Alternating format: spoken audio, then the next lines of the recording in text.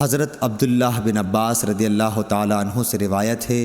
انہوں نے کہا کہ نبی کریم صلی اللہ علیہ وسلم ایک مرتبہ چند صحابہ رضی اللہ عنہم کے ساتھ عکاظ کے بازار کی طرف گئے۔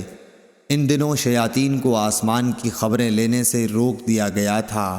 اور ان پر انگارے شہاب ثاقب پھینکے جانے لگے تھے، تو وہ شیاطین اپنے قوم کے پاس آئے اور پوچھا کہ بات کیا ہوئی۔ انہوں نے کہا کہ ہمیں آسمان کی خبریں لینے سے روک دیا گیا ہے، اور جب ہم آسمان کی طرف جاتے ہیں تو ہم پر شہاب ثاقب پھینکے جاتے ہیں۔ شیاطین نے کہا کہ آسمان کی خبریں لینے سے روکنے کی کوئی نئی وجہ ہوئی ہے، اس لیے تم مشرق و مغرب میں ہر طرف پھیل جاؤ اور اس سبب کو معلوم کرو جو تمہیں آسمان کی خبریں لینے سے روکنے کا سبب ہوا ہے۔ وجہ معلوم کرنے کے لیے نکلے ہوئے شیاطین تہامہ کی طرف گئے،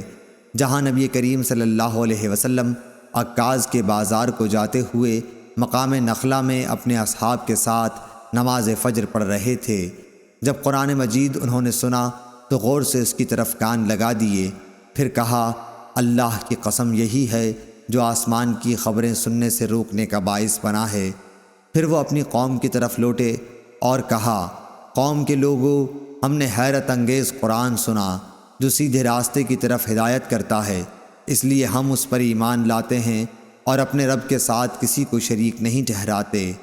اس پر نبی کریم صلی اللہ علیہ وسلم پر یہ آیت نازل ہوئی، قل اوحی الی،